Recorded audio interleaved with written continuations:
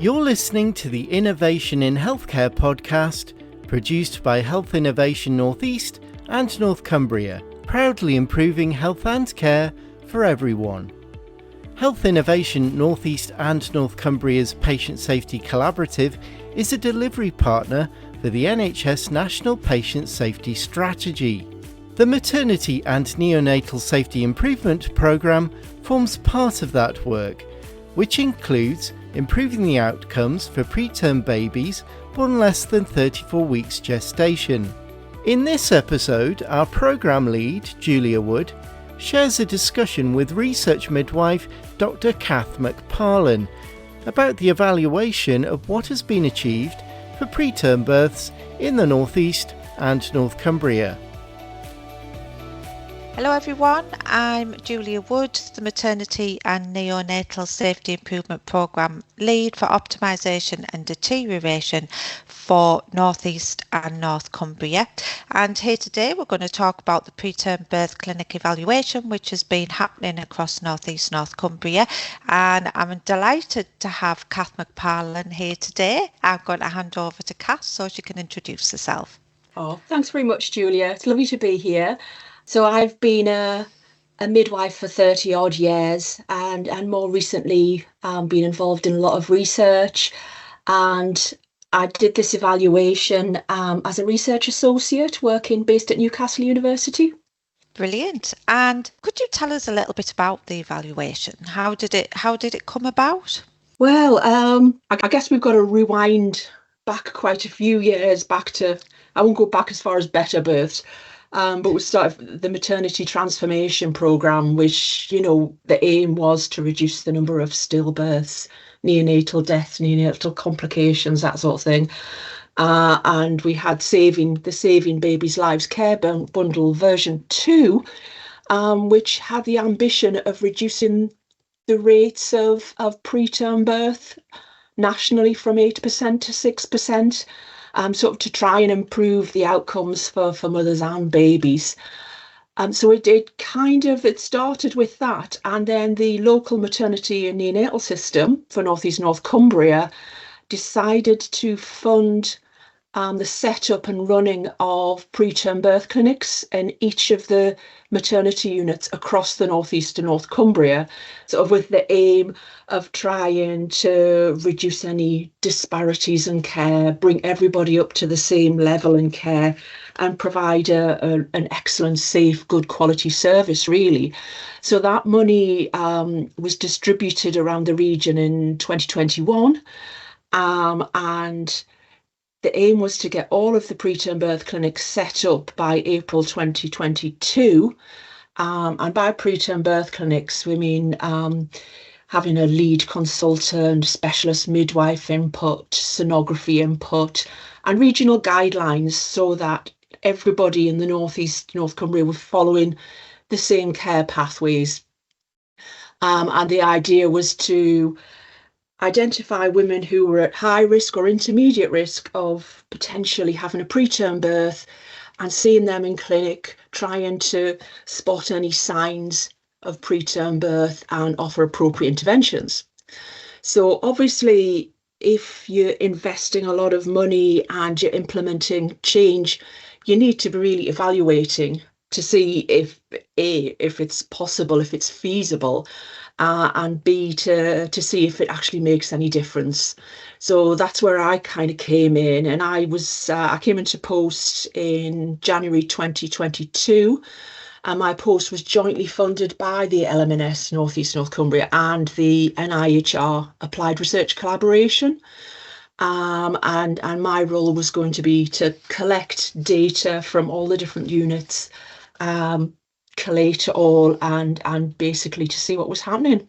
And that was 3 years ago now. So we've had 3 years of the evaluation. Brilliant. So you've talked a little bit there about who was involved in the evaluation. Do you want to elaborate on that a little bit? Okay, so the LMNS preterm birth speciality group was already in place before I started in this position in January 22. And they sort of drove the implementation of the clinics, and writing the guidelines, etc. So the lead obstetrician for that was Dr. Alex Patience. And along with Alex, we had Prof. Steve Robson, who was the lead obstetrician for the LMNS at the time. Of course, there was your good self, Professor Judith Rankin, who was a lead for the Applied Research Collaboration at Newcastle. And also we had service user involvement. So we invited 2 service users to come along, and we had this core evaluation team that sort of worked on what needed to be done, how we were going to do it. And we met regularly, basically, to ensure that things were happening and to maintain quality, etc. Yes, brilliant. And in addition to that, the trust were very heavily involved in it, weren't there, in terms of the data collection? Yeah, because the LMNS preterm speciality, preterm birth group, they held monthly meetings, and representatives from each of the different units, so the 10 hospitals, 8 trusts across the North Cumbria, had either or, and the lead obstetrician, midwife, managerial support. They were all invited to come to the speciality group meeting, and Alex, as the lead, chaired those meetings, and everybody had input into guideline construction, into designing a data collection dashboard. Part of the funding that the LMNS provided to the units was not only to set up the clinic, but also to ensure that they collected data that could feed into the evaluation programme. So yes, it was a big collaborative effort. And again, we had lots of service user input. We had members of the Maternity and Neonatal Voices Partnership came along to those meetings and gave their opinions, etc. to that. So yeah, we couldn't have done it. We couldn't have done it without amazing teams across the region. Excellent. And for the information you were collecting, what were the key broad areas you looked at? In terms of the evaluation, there's 3 key areas. First of all, there's the clinic, obviously the clinic data, and the fabulous specialist midwives, lead consultants completed the dashboard. So they recorded all the information about women they were seeing in clinic who were deemed to be at increased risk of preterm birth. And they collected data about those women as they progressed through the pregnancy and how, what the outcomes of the pregnancy were, etc. So they collected that data. It was anonymised. It was all sent to me. And I collated it all for each individual unit and then brought it together sort of at regional level as well. One of the areas which Kath was looking at, which you were looking at in a lot of detail, was the optimisation data, which we were already collecting as part of the Maternity and Neonatal Safety Improvement Programme. But what was really helpful with this evaluation was that information was incorporated into the evaluation, so people weren't duplicating that information. So that was really helpful. And when that data came through, I was sent to checking it through the data which was on the electronic systems. And I think, there was a feeling that the data we collected and where we got to with it was accurate, so we could look at areas for improvement from that, including the data you were collecting as well. It was a real process for potential improvement, wasn't it, year on year? Yeah, absolutely. Just as a region, 1,400 women were deemed at increased risk across the region last year and attended the various clinics. And so that's about 4% of the whole pregnancy booking population across the region. So, it is quite a sizable number. And out of those women, they started off on the preterm birth pathway. We monitored cervical length, which is a sign of potential threatened preterm labour. And then the obstetricians, midwives went on to assess whether those women needed interventions or treatment from there. So around 6% of the attendees were identified as having a short cervix, so potentially threatening to go into preterm labour. And those women were treated with either medication or surgical cerclage, sort of cervical stitch. However, out of all of those women who attended, the 1,400 women who attended, only 3.4% delivered before 34 weeks last year. So, that's a really good low percentage, which I was quite surprised about. So, hopefully, the clinicians out there are doing an amazing job. One metric that's a little bit concerning was the smoking rate. So 11% of the women who attended the clinic across the region said they were smoking, and 40% of all the women who attended clinic resided in the lowest deprivation quintile. So we looked at indices of multiple deprivation via postcodes. We know from previous evidence that women who live in more deprived areas are at increased risk of preterm birth. So the data we collected there just sort of echoes that information, really. So we really need to, going forward, that's something that really needs to be tackled. So moving on to the babies that actually delivered, and Julie's already talked about the optimization collection with MatNeo SIP.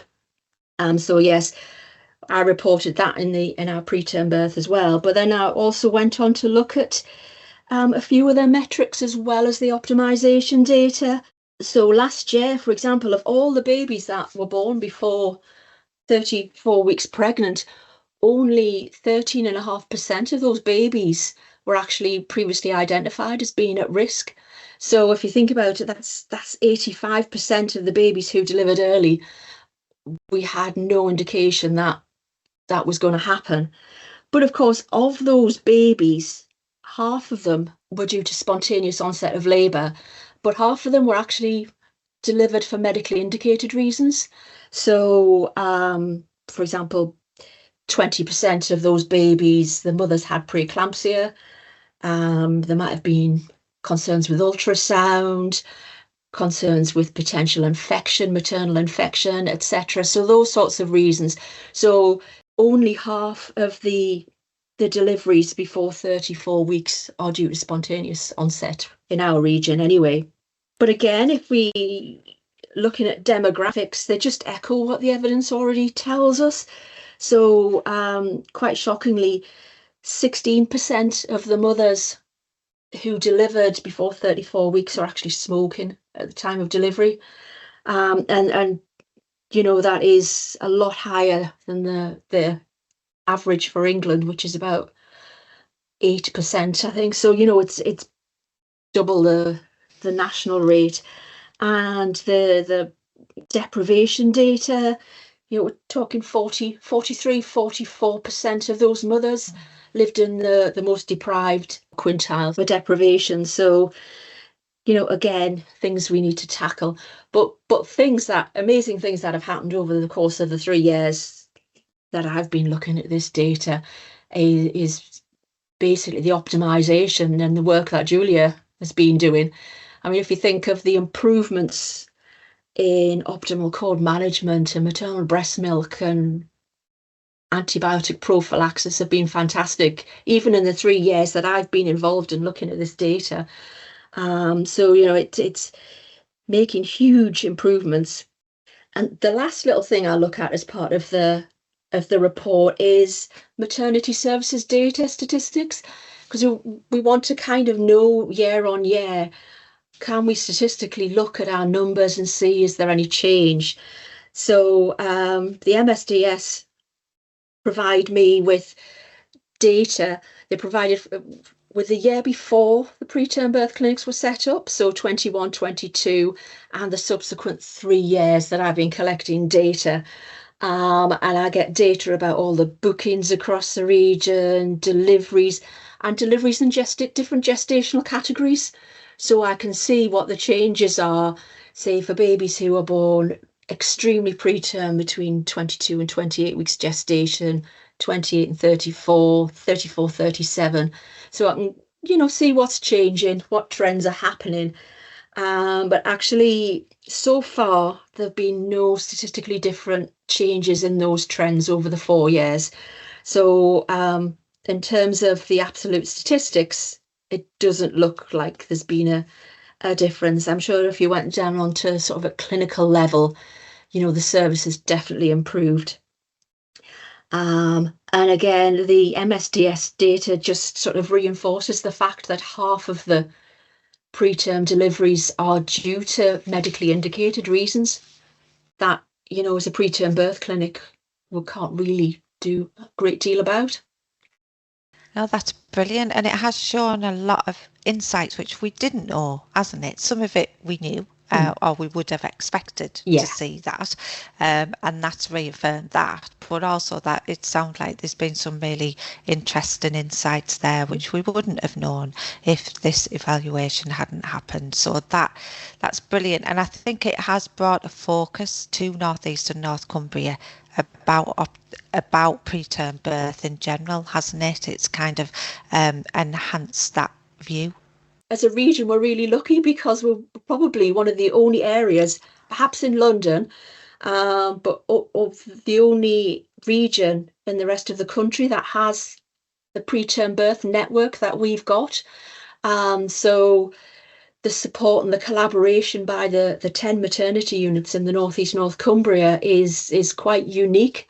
And I think there's a lot of obstetricians and maternity services around the country that would love to be able to sort of set up a similar system, and hopefully that will happen eventually. But certainly we're quite unique and lucky up here. Yes, absolutely. That's brilliant. And just the last question was about what happens now. Well, my work on the evaluation has completed. The local units are going to sort of keep on collecting the data for their own audit purposes and to sort of reflect on the sort of quality and progress that they're making. Ultimately, all the units have got digital maternity records, and all of our hospitals have got the same system called Badgernet. So the idea is that to be able to pull all of this information from Badgernet at regular intervals. So we've got this electronic audit data that the units can look at. So that it's less labour intensive on the teams to be collecting data on Excel spreadsheets, which is what they've been doing for me for the last 3 years. So it's important that they do continue to audit going forward, but hopefully it'll be a much easier process once the electronic system gets sorted out. Thank you. Thank you so much, Kath, for coming along today and taking the time to share with us your findings and thoughts and insights about what's happening with the preterm birth clinic evaluation. You have been listening to the Innovation in Healthcare podcast, produced by Health Innovation North East and North Cumbria. If you'd like to find out more about our Maternity and Neonatal Safety Improvement Programme, please visit the Transforming Patient Safety section on our website at healthinnovationnenc.org.uk. We will of course provide further links and resources in the podcast show notes. Thank you for listening.